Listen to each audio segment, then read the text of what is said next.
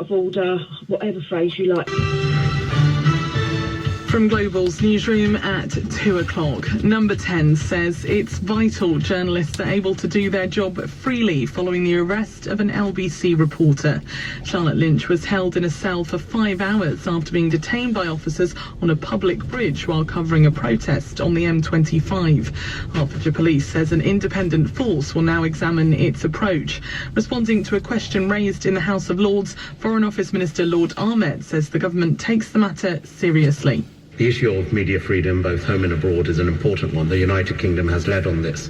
Indeed, on Friday I was in Vienna on this very issue of protection of journalists. I don't know the full details of the specific case, but I'm sure my colleagues in the Home Office will have noted that, and I'm sure that the noble lady gets a reply in that respect.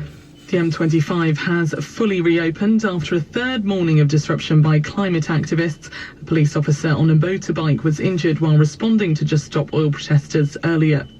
The Prime Minister says it's absolutely right that Sir Gavin Williamson resign following accusations of bullying. Rishi Sunak has admitted he regrets bringing him back into the cabinet, but says he was unaware of any of the specific concerns. Labour leader Sir Keir Starmer says it shows the Prime Minister is too weak to make the correct decisions. If he can't even stand up to a cartoon bully with a pet spider, if he's too scared to face the public in an election, what chance has he got of running the country? Northern Ireland Secretary Chris Heaton-Harris has announced he is to extend the deadline for calling a fresh Stormont election by 6 weeks. He has cut the pay of Assembly members after they failed to form a power-sharing executive following the last election in May. The DUP has refused to engage in protest at the Northern Ireland Trading Protocol. The company that owns Facebook and Instagram has announced it's cutting 11,000 jobs. It works out as around 13% of Meta's global workforce. Chief Executive Mark Zuckerberg says the cuts are some of the most difficult changes they've made in Meta's history. And a man has been detained by police in York after eggs were thrown at the King and Queen consort. They missed Charles and Camilla, who were there to unveil a statue of the late Queen. In the city a short time ago, the FTSE 100 was trading down 13 points at 72.92. The pound buys $1.14 and €1.13. LBC weather, drier this afternoon with long sunny spells developing. A few showers lingering in places, most likely in the far north of Scotland. Highs of 14 degrees. From Global's newsroom for LBC, I'm Amelia Cox. This is LBC from Global, leading Britain's conversation with Sheila Fogarty.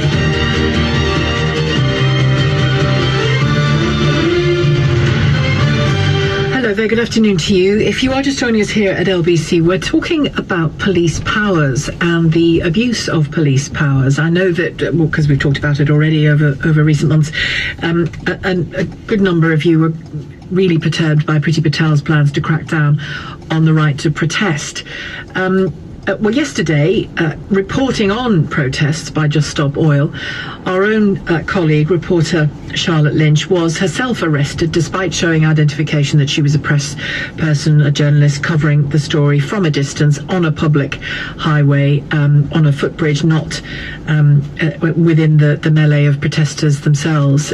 She was arrested and held for 7 hours, handcuffed, put into a police van, left alone in a police cell, very distressed by the experience. And speaking about it this morning with Nick Ferrari, I know she had a chat with James O'Brien as well. I thought I'd give her a breather and not ask her to come and talk to me. We just play her conversation with Nick. There was a combination of the natural strength that any reporter will have and resilience that any reporter will have in a situation that they have to face. But even Charlotte, a very low-key, sensible, no-nonsense reporter, found herself wondering in that cell, have I committed a crime? That's how authority works. That's how abuse of authority works. It makes you doubt yourself when your own eyes and mind and actions tell you what you know to be true, which is well, she did. She got arrested, handcuffed, searched twice, and held in a police cell for going to work. And that's just unsupportable, isn't it? That is an outrage. Hertfordshire Police have invited a separate force, we don't know which yet, to investigate how these events took place. So it'll be interesting to see how that shakes down. Got a text here from a former Hertfordshire police officer. The offence that Charlotte was arrested on suspicion of conspiring to commit a public nuisance is not something a normal response officer or neighbourhood officer would be aware of, such as robbery or burglary, assault, etc. My opinion is that the officers decided that they wanted to arrest her, and they found the offence after they had made the decision. Unfortunately, this is commonplace. No necessity to arrest under Code G of PACE, and I suggest Charlotte speaks to a lawyer. I believe the going rate for wrongful arrest at the moment, I'm not going to get into that on air. That's for Charlotte to decide what to do personally about this herself. But interesting points that you make about how you view the policing of it. Alistair has called from Dorchester. Hello, Alistair. Hi. I've been listening with considerable interest about Charlotte. Just a quickie, and it looks to me as if these two policemen were actually Gavin Williamson in disguise, a couple of bullies. We see a lot of this. However, I heard what Mrs. Chakrabarti said, and of course this your last text just came in about suing the police. I think what should happen is, in fact, the individual policeman, because they don't have immunity, despite what some callers have said. There is no immunity. They don't have crown immunity either. They will be acting ultra vires, and as soon as they're acting ultra vires, which means outside their powers. Yes, I don't think the caller that talked about immunity meant legal immunity. I think they meant immunity by default because of other officers closing ranks, that kind of thing. Okay, well, they will be closing ranks, won't they? That's probably how they found this peculiar piece of legislation. However, if they are acting ultra vires, that is outside their powers, and clearly just about every single caller has said that they have done, the two individual officers can be sued individually. Now, this doesn't happen very often, but I would think that if individual officers are actually individually sued privately, not the police force, but the officers, this would actually make them think before they went over the top, because the likelihood of them possibly losing their houses or considerable quantities of money as an individual, and not just handing it over to the police force to deal with, as I said, would make them think. You see, it will be me, it will be you, it will be everybody else in the country who will actually be paying Charlotte. Now, it shouldn't be us that should be doing it. I genuinely don't want to get into the grounds, the arena of what Charlotte will do next. That's entirely up to Charlotte, and I don't want that to be the subject of the phone-in. But thank you for your observations, Alistair, as well. John in Teddington, hello. Hello, Sheila. Thanks so much. I said to your researcher that I've been waiting for this subject to come up for a long, long time. I've made a couple of notes on a couple of things I'd just like to mention.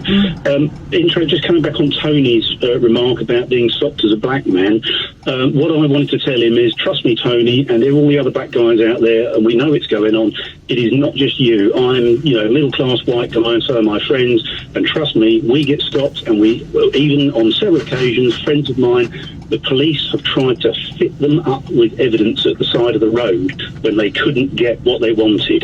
This is just the tip of an iceberg. This really is. This is out of control. This police force of ours has turned into a militia, and it's not it's persecuting everyone.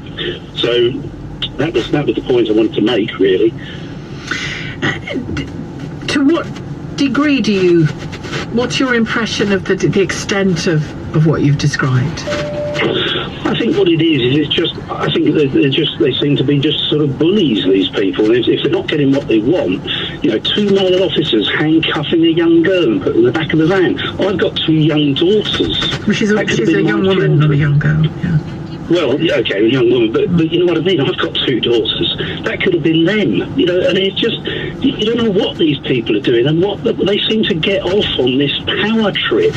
It's just madness. I understand they do a difficult job, but they do. But I mean, I've obviously chatted this through with one of my brothers who's a police officer of 30 years experience, and he can't, he's dumbstruck by how bad it is in terms of policing, completely over the top. you know. Well, I'm very glad about that, actually. I honestly think the vast majority of officers will be as well. They'll look at that and think, great, thanks fellas, you've done us a great favour, because they've just at a time, you know, it's not the Met, it's Hertfordshire, but at a time when the Met in particular has been the focus of so much investigation and terrible elements of that organisation emerging into the light. Policing as a whole is on almost on bail itself, isn't it? We're testing our policing perhaps like never before, and then these two jokers do this to Charlotte. Ridiculous. Yes, I totally agree. And I'm just to raise another point on that, is that, thankfully we've got a new Metropolitan Police Commissioner, but the first thing he does when he steps into post, he doesn't clamp down on crime, he clamps down on motorists by dropping the speed limits on all the cameras. So they're just persecuting motorists. They're just the soft target every time. Solving crime costs money. Pinching motorists makes money. So it's quite obvious what's going to happen, and it's just madness. Speeding's dangerous. Are you talking about leaving people to speed? I don't think you should leave people to speed. Speeding's dangerous. No, I don't. But it's just but that's the first thing they go for: the soft underbelly, the low-hanging fruit. Call it what you will. How about I've had 3 thefts from myself in the last 8 months, none of which have been investigated, none of which have been solved. At quite a lot of personal expense to me. All you can get, if you're lucky, is you get a crime number, which you're told to give to your insurance company, you then don't pay up because you've got to pay the service. I mean, some of that's bad policing, but some of it's terrible resourcing as well, John, because police cuts have really started to feel, haven't they? That's John in Teddington, and they have for some time, if you're on the front line, I think, of policing. A couple of you have texted in response to the statement from Hertfordshire Police that I read out about half an hour ago. That is the worst statement they could have possibly released in response to this, says this text. They commit a blatant abuse of power and abuse the rights of the individual, then release a statement with virtually no reference to it, or indeed apologising to Charlotte. They are compounding one serious error with another, to the point that we have to question whether this was an error at all, rather a deliberate act to try to have a chilling effect on journalists, says Brian in Newcastle. I can just about understand why the Chief Constable of Hertfordshire Police might not have wanted to, pre-conclude that this was a terrible mistake and therefore apologise for it if he wants another force to investigate it. But I would have thought that a very experienced Chief Constable could look at the events that happened and see for himself. But anyway, we'll see. This text says Hertfordshire Police statement didn't sound like an apology. I don't think, to be fair to them, I don't think they intended for that statement to be an apology. Can arresting officers be prosecuted for wasting police time? As a Hertfordshire resident, it's scary that it took 7 hours to check her press pass. Not exactly efficient. Well, that wasn't out of necessity. It doesn't take that long. I think a legal case should come out of this, but as Herts residents will end up paying for the legal costs and any fines, says Anthony. Joe in Hinckley, hi. Hello, Sheila. I kind of want to tie some of the comments together that have been made already. I think this is probably one of the more egregious things that I've heard of the police doing in recent months, if not recent years. The reason I say that is it's kind of not entirely their fault, but as one of your callers earlier mentioned, the powers that they're being given at the moment are dangerous, and they are far-reaching, when it comes to public protest and things like that. And so it's all the more important for journalists to be able to hold them to account. And also for journalists, behaving properly, to have the confidence to do so. Because what you don't want is for young journalists to look at Charlotte's experience and think, I won't mention that, or I won't do that, or I won't go there, or I won't send my journalists there, or whatever it happens to be. That's the chilling effect, isn't it? And actually, I think confidence there, you've hit the nail on the head, because I actually think this ties into a lot of things that are going on at the moment. And in terms of, someone mentioned the word policing by consent earlier on the show. And where does that consent come from? It comes from a trust in the organisations, these structures, that they are going to be held to a higher account, that if you're in danger, you can go to the police. And that's an underpinning sort of foundation of how that all works. And unfortunately, in society at the moment, it seems like trust in not just the police, but all of our institutions is at an all-time low. And it feels, one thing after another. I mean, what will the repercussions of this be? What will happen to these two officers? What will happen to, and maybe the two officers specifically? Only time will tell us that. But I mean, I don't think it is just the two officers either, because several police officers have texted me, and I know that at least one of my brothers concurs with this, that this arrest should not have got past the custody sergeant. So the sergeant at the desk who says, yes, we'll fill in a form and proceed with this arrest, or no, we'll send this person home. You've been a daft. So clearly it got past more than the two officers who actually arrested Charlotte. So that exactly, and quite senior officers, and it ties into. I can sympathise with the comment that was made previously about could this starts to look like it's a deliberate act. Now, personally, I like to err on the side of there isn't a malicious act here, but this police force needs to realise that in these situations, they're not just representing their area. This might be one mistake. I don't know anything about this particular police force and any other incidents like this.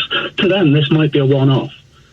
But they represent the police as a whole. We're here talking about the police today. We're not talking about Metropolitan Police. We're not talking about Hertfordshire Police. We're talking about the police. And that's the problem. Each little thing like this, in an institution that we rely on, that we have to have that trust for it to work, each one of these things takes a chunk out of it. Yeah, it does. It takes a chunk out of that trust. You're right. Thank you very much, Joe. Joe in Hinckley. More of your calls and lots of texts as well on this in a moment. It's 2:16. This is LBC. Join me, Andrew Castle, here on LBC. What about construction? What about hospitality and other areas where there is a vast worker shortage? If we are to grow the economy, we need more people. But you can't just keep on adding to increase the average amount that each person contributes. That's really growing the economy. Andrew Castle. With Smart Energy GB. Get a smart meter installed at no extra charge. LBC. Hey, Harry. Hello, mate. Any tips for the weekend? Sorry, pal. I'm taking some time off. I fancied a little break from it all. But there's all the football, the racing, the golf, and I'll be on me jollies. Out of action, off the grid, incommunicado. But what about... As I say, not this weekend. It's important to take time out from betting every now and then. That's the one tip I'll give you. Now, where did I put the sun cream? Son! Harry? Listen to Harry, and please gamble responsibly. 18 plus, be gamble aware. Don't miss Bill Nye in Living. The knife just went up on me. The film critics are calling a masterpiece. Master, it's time to live a little. Bill Nye is sublime, says the Evening Standard. Mr. Williams, are you alright? 5 stars from The Guardian, The Telegraph, and The Sunday Times. He has decided to grasp life. A BAFTA surely beckons for Bill Nye, says Mail on Sunday. No, I remember what it's like to be alive. Living in cinemas now. Do you know the average amount people lose to online shopping scams? It's £642. At Lloyds Bank, we're determined to tackle fraud together with our customers. To find out about the latest scams that are out there and for expert advice on the different ways you and your family can stay safe, search Lloyds Bank Fraud Hub. Lloyds Bank, by your side. Statistic quoted is sourced from the 2021 UK Finance Fraud Report. This Christmas at Waitrose, save 25% off when you pick 6 bottles of wine and fizz priced over £5, including Chianti Prosecco, Yellowtail Shiraz, Brancott Estate Sauvignon Blanc, and La Vieille Ferme Rouge, all 75 cents a litre. Make it a white, red, and sparkling Christmas. Waitrose. Selected lines and stores, subject to availability. Prices may vary in Little Waitrose, Channel Islands and concessions. Hello, Sue Perkins here, and I've teamed up once again with the Lego Group to bring you Series 2 of my podcast, At Your Leisure. Join me as I chat to chart toppers, catch up with comics and yak with YouTube legends, finding out what they get up to when they're not busy being famous. Expect more excellent guests, sharing more unusual hobbies. So why not join us on the journey? Listen to the At Your Leisure podcast with me, Sue Perkins, on Global Player. We've all had those moments we tell ourselves, it's just nothing. My tummy is just a bit uncomfortable. It's just the runs. It just doesn't feel right. Just a bit of blood. That's new. If you've had discomfort or diarrhea for 3 weeks or more, or seen blood in your pee, even just once, it could be a sign of cancer. It's probably nothing serious, but finding cancer early makes it more treatable. Your NHS wants to see you. Contact your GP practice. This is LBC with Sheila Fogarty. Text here from a former police officer. I'm a retired police officer. I've been listening to your discussion about the arrest of your LBC reporter. My wife is a retired Daily Star employee. He's a retired officer who held an NUJ card. I would never have arrested a journalist for doing their job. However, once arrested, there is a procedure to be carried out. Officers today, though, do not know their powers, says Mark. Tim has called from Scunthorpe. Hello, Tim. Hey Sheila, how you doing? I'm okay. Sheila, I just want to add a bit of balance on. The thing is, I can give you an example here where my son has suffered both quite a severe degree of misdoing or wrongdoing by both police and a journalist. It was an egotistical police officer who took some evidence, who started following and also was harassing my son over an issue, which was again later found to have been completely untrue.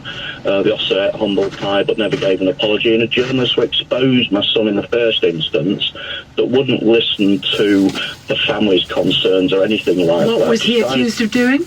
Or suspected of doing? I can't go into it, but it was a relationship situation and there was children involved, and he'd walked into a relationship where there was an incident with a child and he didn't know anything about it, and subsequently the child had received injuries when he split up with his partner,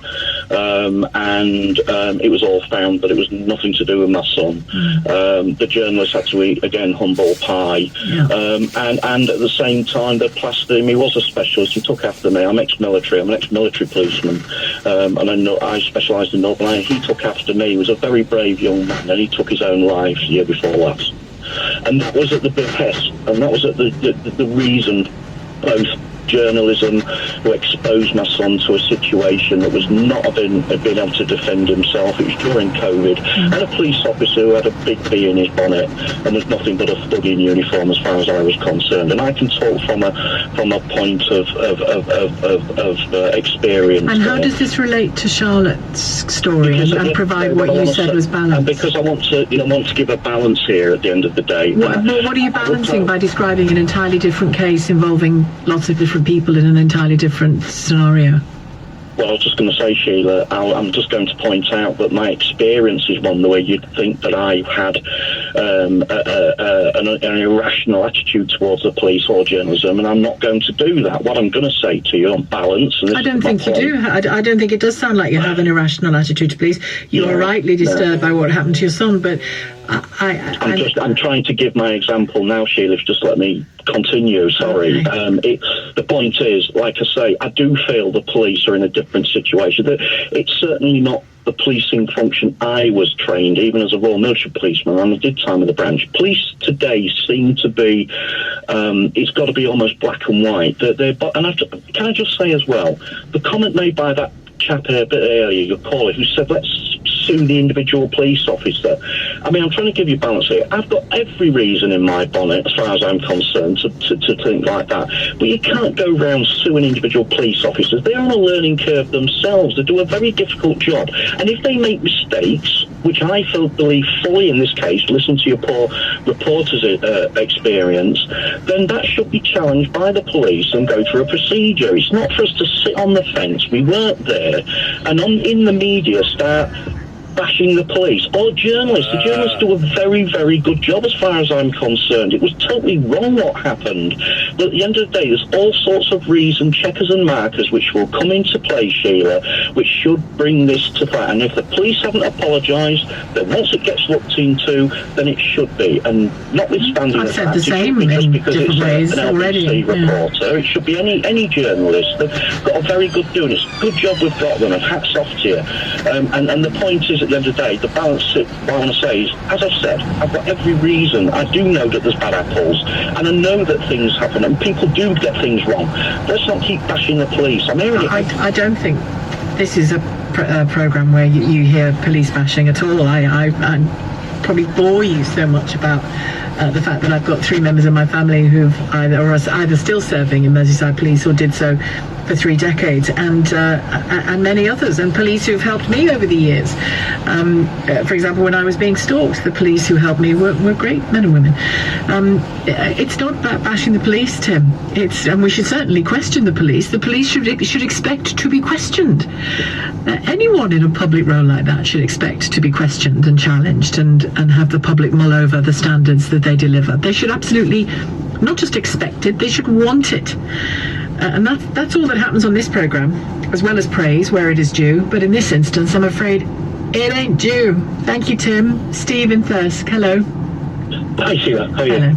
I'm fine, thank you, yes. Yeah, I was just going to say, obviously this case is absolutely horrifying. I mean, it's terrible on an individual basis, and the sort of symbols that, or sort of foreshadowing that it might have. But for me, this is all part of sort of a creeping authoritarianism that we've had in this country. You know, people have already mentioned the protest bill before. And this is just symptomatic of it. So, I mean, obviously it's shocking, but in its individual self, but surprising. I'm not really sure it is that surprising, given the way things are going.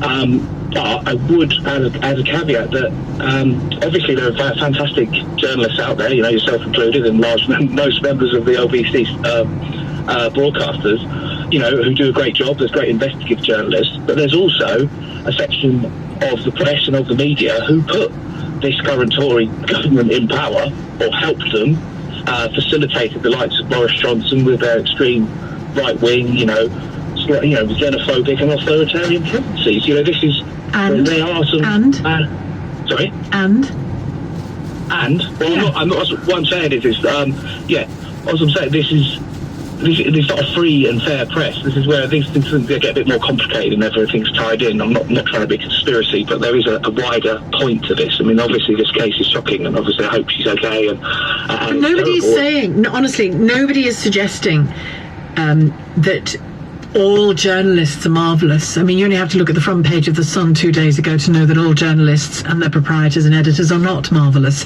We know that.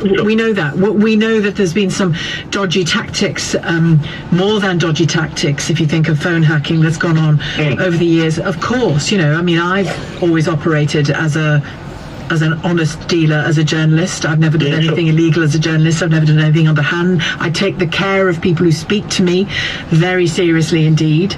I take the care of people who give me their stories very seriously indeed. I don't push people into positions where they might be emotionally harmed, all of that stuff. But of course there are people who are shocking in journalism, and there are people who are shocking probably in the office you work in, or wherever you happen to work, or, you know, that's people. But when something bad happens, we don't say, but some of their number are terrible, so never mind, sod her, she got arrested, whatever. Sorry. You know, and that's kind of what's coming across here. No. I'm sure it's not what you intend, but it is. My point is that we should step back, and in a lot of these instances, and you kind of. I don't want to step back. I don't want to step back because I'll tell you why I don't want to step back. Okay. Because Charlotte went to work yesterday, and that's what happened to her. And if it can happen to Charlotte, who is not the baddie here. There are bad journalists, but she isn't one. She's an outstanding journalist, and she was doing nothing wrong, and she was behaving like a normal member of the public, in fact, who happened to be reporting on what she was seeing in front of her because it's her job. So the reason I don't want to step back from that is it was an absolute outrage what happened to her, and it's an illustrative outrage. This isn't just some self-indulgence on my part where I'm going, guess what happened to one of my colleagues? I'm going to talk about it for 3 hours. I want to talk about it for 3 hours because it's really illustrative of something. Of course, I wouldn't want to. I think, obviously, you know what I mean? At the moment, it's the shock is something certainly to discuss and absolutely worth discussing. But I think we often, and this is probably partly to do with politics, society, media, big, wide things. We do focus. I'm worried that this sort of topic might disappear. It might get brushed under the carpet. By whom? Not necessarily by yourself, but it needs to be talked about in a wider sense of our politics, with how we do politics, how we do policing, all of this stuff. It's not. That was really my point. More that but it's very easy for a second to go. It's very easy for a second to go. Oh, this is awful, and then suddenly forget about it. But Steve, I don't think you and I are going to disagree on the kind of things you've described in the right-wing press in this country. I don't think you and I are going to disagree on that. In parts of the right-wing press in this country, but it's entirely separate to the conversation we're having today. The conversation we're having today is about the vital role of journalists in our country and the abuse of one particular journalist yesterday and others the day before in just a simple job of reporting. There's nothing complex about what they were doing.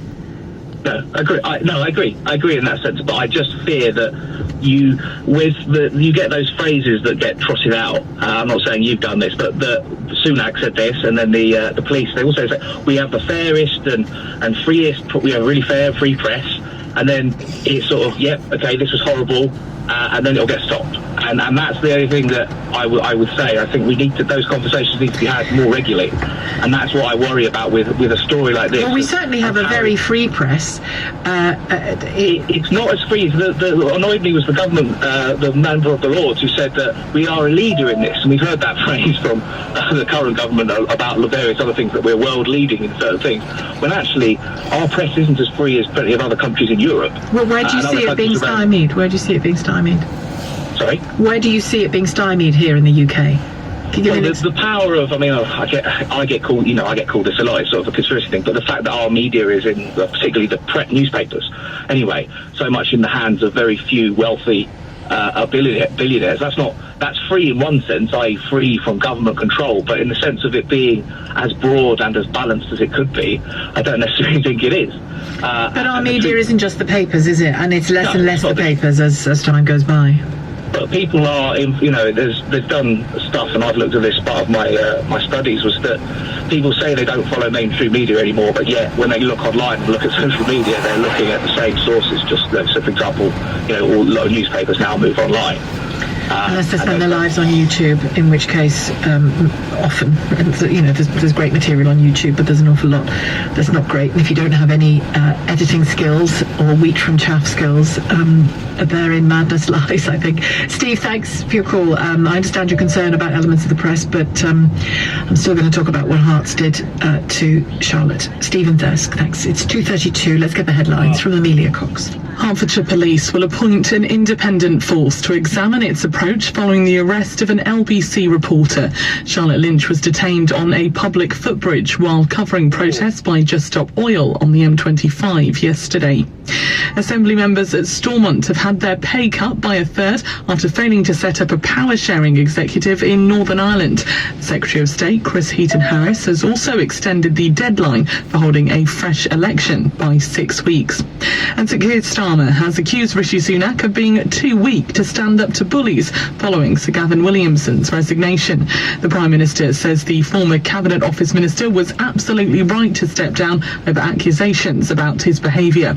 LBC weather drier this afternoon with long sunny spells developing, a few showers lingering in places, most likely in the far north of Scotland, highs of 14 degrees. This is LBC.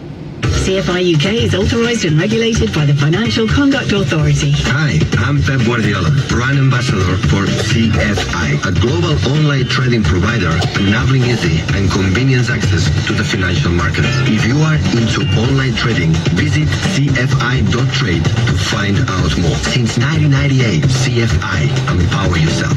67% of retail investor accounts lose money when trading CFDs with this provider. You should decide if you can take the high risk of losing your money. Hello there, it's the Hairy Bikers here, and we are here to help you. Yes, you listeners, to get more from your food. We are indeed more character, more delight, and more flavour. Yeah, and we know a proper tasty way to do it, with more, of course, the nation's favourite stock. That's right, so whether it's a chicken or chickpea comforting curry, or a hearty beef or bean chilli for dinner tonight, just be sure you give it more with more. To verify, call 0800 731 1411. I'm Julius Caesar, an emperor, not a tradesperson. But if I was, I'd be on Checker Trade. 8 out of 10 homeowners surveyed would choose a tradesperson from Checkatrade over one that isn't. And they guarantee your work for a year. So apply today. Up to £1,000, T's and C's apply. Technology is always advancing, and with that comes progress. But just how secure are your devices? ESET provides proven protection for both home and businesses, with a wide range of antivirus and cybersecurity solutions. So you can relax knowing you're covered wherever you are. Rated excellent on Trustpilot and a Which Best Buy 4 years running. When technology enables progress, ESET is here to protect it. ESET.com. Progress. Protected. Part own a wind farm or solar park with thousands of others. Take control of your energy bills with Ripple Energy. Wind and solar are the UK's cheapest sources of power. When you own the source, you own the low-cost green power. No matter where you live, lock in cheaper electricity and be in control. We are Ripple. Join us. RippleEnergy.com. Don't miss Bill Nye in Living. The life just crept up on me. The film critics are calling a masterpiece. Well, sir, it's time to live a little. Bill Nye is sublime, says the Evening Standard. Mr. Williams, are you alright? Never better. 5 stars from The Guardian, The Telegraph and The Sunday Times. He has decided to grasp life.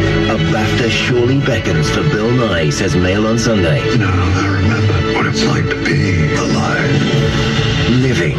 In cinemas now. Jen said it can't be done. Dad?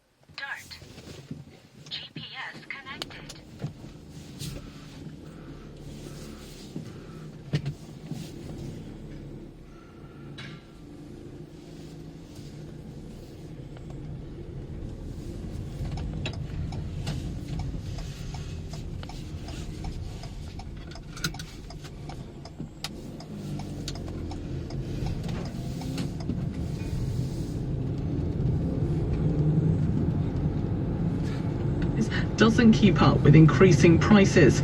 LBC's Rachel Venables has more. This will be the first UK-wide strike by the nursing union in its 106-year history. Mostly the disputes about pay and patient safety concerns. The Royal College of Nursing argues that historic low pay has compromised care, with the NHS really struggling to attract and keep nurses. We're expecting the first of the walkouts to happen before the end of the year. Hertfordshire Police says an independent force will examine the arrest of LBC's reporter Charlotte Lynch. Its Chief Constable Charlie Hall says he recognises the concerns after Charlotte was detained while covering a Just Stop Oil protest. Number 10 says the Prime Minister believes it's vital journalists are able to do their jobs freely. Liberal Democrat Deputy Leader and MP for St Albans, Daisy Cooper, has raised the case in the House of Commons. We are not an authoritarian state. The ability of journalists to do their job unhindered is a vital part of our democracy. So given the severity of these incidences and the fact that Parliament is going into recess tomorrow, could you please give me some advice, Mr Deputy Speaker, as to how the House may be able to summon the Home Secretary to this place for her to give a statement offering an explanation, an apology and a reassurance that this will never happen again. Separately, a police officer on a motorbike has been injured at another demonstration held by the campaign group on the M25 this morning. Rishi Sunak says he obviously regrets appointing Sir Gavin Williamson to his cabinet, but was unaware of specific concerns about him. He quit yesterday following a series of bullying allegations. Labour leader Sir Keir Starmer says the Prime Minister was too weak to stand up to him. The Northern Ireland Secretary has cut Assembly members' pay by a third, and the government is extending the deadline for holding an election. Political parties have failed to set up an executive following a vote in May. The DUP has boycotted the process over concerns about the Northern Ireland Protocol, which governs how goods move across the Irish Sea. And more than 11,000 jobs are going at Facebook's parent company worldwide as part of a major restructuring. Meta, which also owns Instagram and WhatsApp, is cutting around 13% of its workforce. The move could mean as many as 650 job losses in the UK and around 400 in Ireland. In the city, a short time ago, the FTSE 100 was trading down 18 points at 72.88. The pound buys $1.14 and €1.13. LBC weather, drier this afternoon with long sunny spells developing. A few showers lingering in places, most likely in the far north of Scotland. Highs of 14 degrees. From Global's newsroom for LBC, I'm Amelia Cox. This is LBC from Global, leading Britain's conversation with Sheila Fogarty.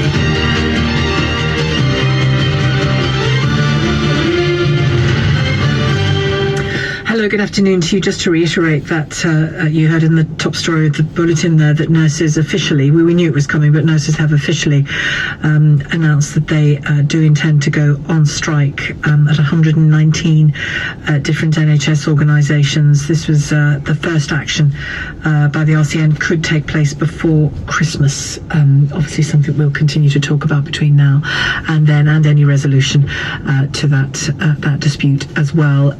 As I said, we'll talk to Daisy Cooper, the Deputy Leader of the Liberal Democrats, after 3:30. We'll also hear from Simon Marks from the United States in about 15 minutes or so, just get a word on how those midterm elections went overnight. But I want to turn our attention, in terms of conversation this hour, to the question of bullying. At Prime Minister's questions this afternoon, the Labour leader Sir Keir Starmer asked Rishi Sunak how he imagined the victim of Gavin Williamson's bullying had felt when the Prime Minister expressed sadness at Mr Williamson's resignation.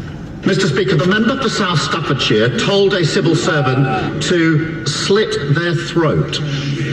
How does the Prime Minister think the victim of that bullying felt when he expressed great sadness at his resignation?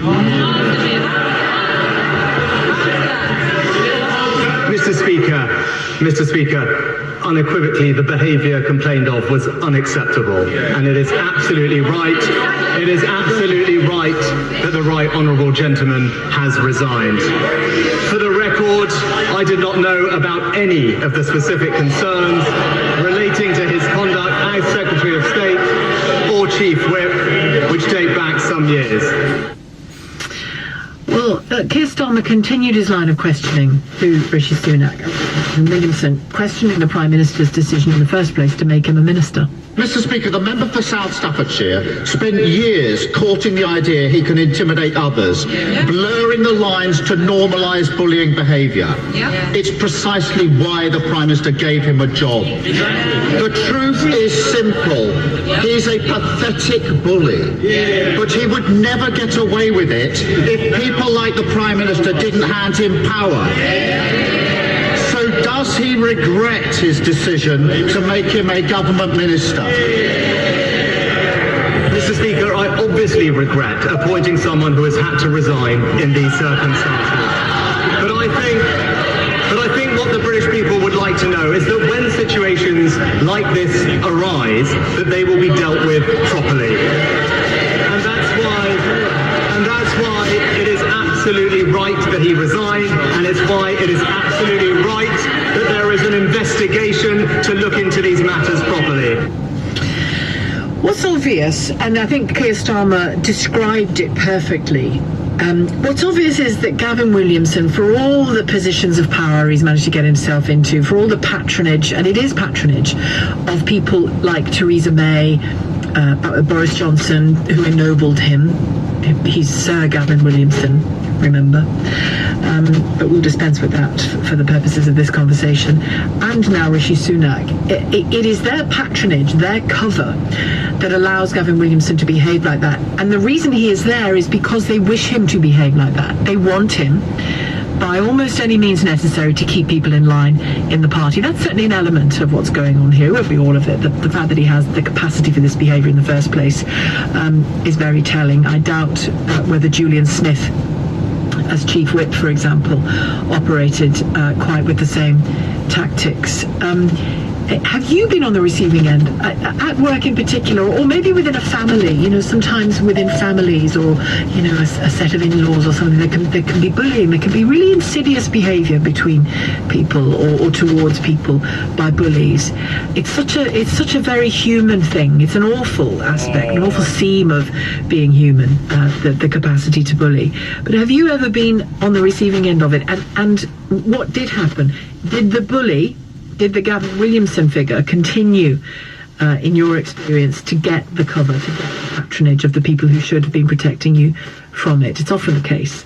And I've spoken to so many parents whose children have been bullied at school, and when they've pushed the school to tackle it properly, what do you know, a few months later it's the bullied child that leaves the school because it's unbearable for them to be there, and the school isn't doing sufficient work to get the other kid out of their hair, out of the school, or with the help, because a bullied child needs help as well. Something very wrong there.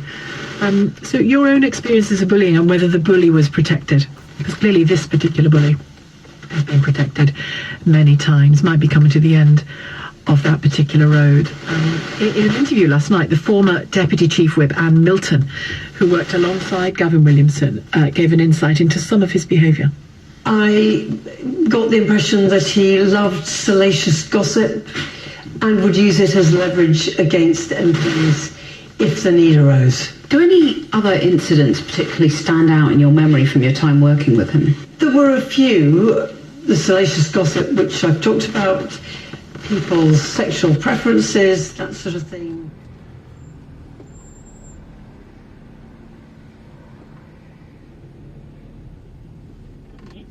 Will they get emptied every week? So. Well, weekly, you should be able to manage with that. Sue, I'll tell you what I do with bread now. My friend said it to me, and since then we've not looked back. If I get I'll get a cut loaf, I'll put it in the freezer, and I just use it as I want it. It's completely fresh, and you can toast it straight out the freezer, no problem. My mum used to all the time. I should think of that, shouldn't I? No, I only say that because a friend said exactly the same I was saying the other day. I said, oh, this bread doesn't last any time at all now. And she said, should I always have mine in the freezer? Take out what you want. Within an hour, it's defrosted and it's fresh. It takes about, 15 minutes to fall? Not even that. And normally there's a thing on your microwave as well. You can use a defrost thing, or just leave it out on the side. Within 15 minutes, that'll be. It's an idea, Sue. Anyway, to get you out of that. How would you feel about local council sort of sharing and changing? Because ours gets collected every other week. Would that be any good for you? Well, our black bin gets every other week. Right. It's a black bin one week and then brown bin another week, and it's like tins one week, and then the following week it's plastic. Can you do bottles where you are? Yes, tins and bottles they get every 2 weeks. Right, Yep. yeah. Same as ours then. Sue, But thanks. they didn't do them this week. They didn't empty them this week. I was not impressed. No, I wonder why that was. Don't know why that was. Do you know, there's so many strikes going around, I don't know who's doing what at the moment. I don't think they, in fact, I know they're not on strike because I would have heard about it, but I you think never they know. probably looked down because we're in like a cul-de-sac. I reckon they looked down and thought, oh, there's only one, we're not going to bother. I'm sure they better not do that. Anyway, they'll get in as much trouble as you putting food in the wrong bin. Terrible. Yeah. Shocking, Sue. Sue, thank you so much for sharing that. So in Boreham, they've got messages on their black bins saying if you put food in there, you could be fined. What? Oh, Lord, you don't do that. The boss now, Bruce Springsteen, and Born to Run, he's over here next year, isn't he? My friend's, she's desolate, she hasn't got a ticket. Anyone's got a spare one.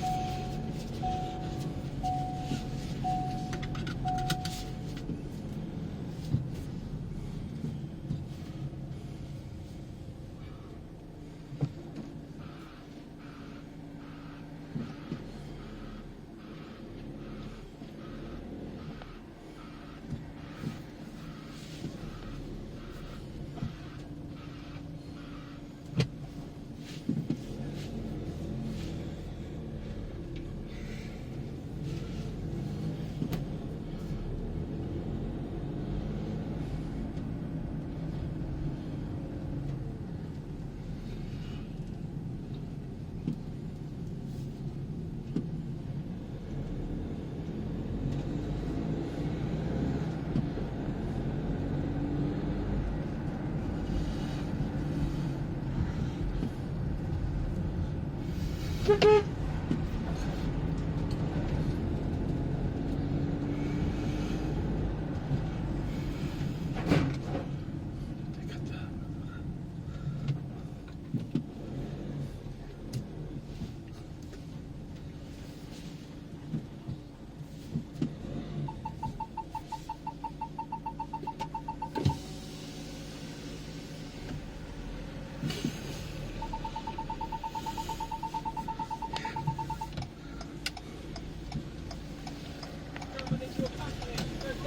going to call your company, mate.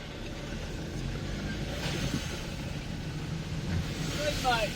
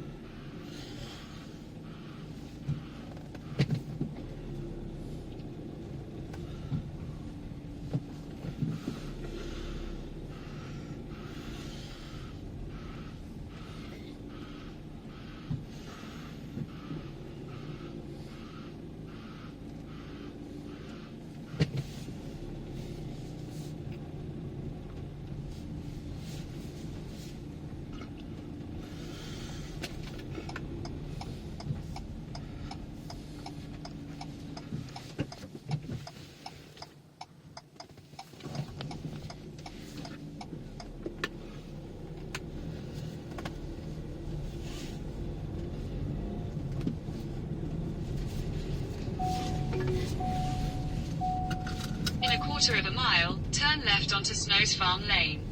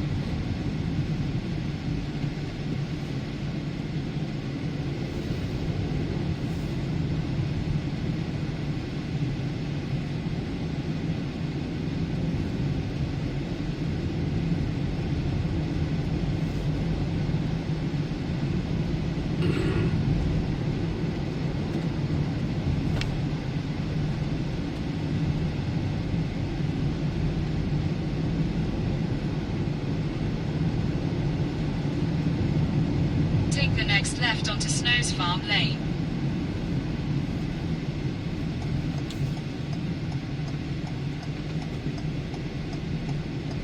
In a quarter of a mile, turn right onto Anchor Lane.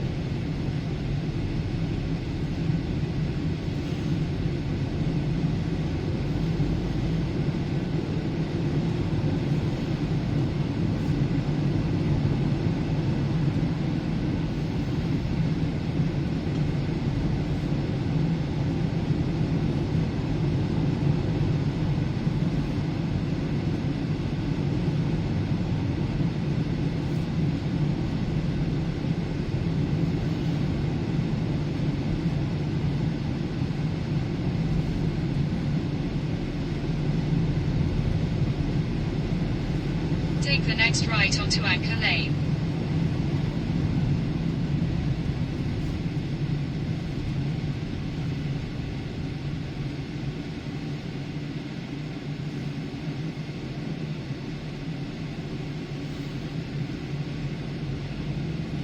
In a quarter of a mile, continue straight.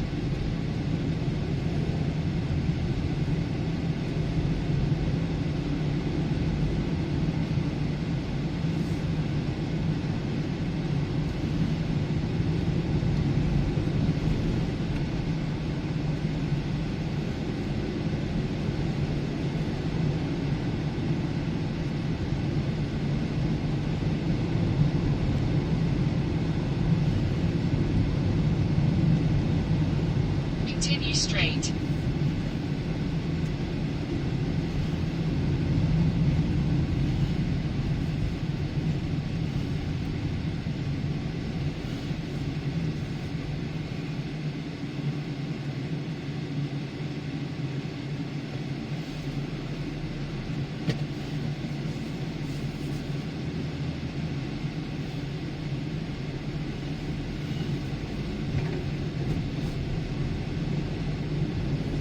Continue for 1.5 miles.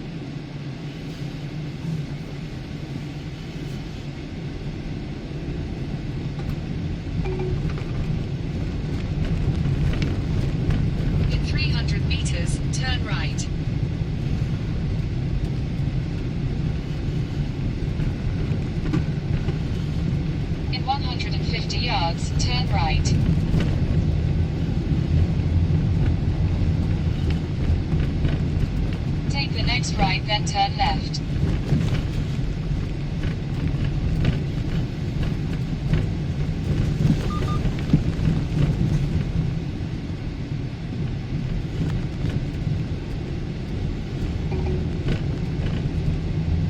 Take the next right, then turn left.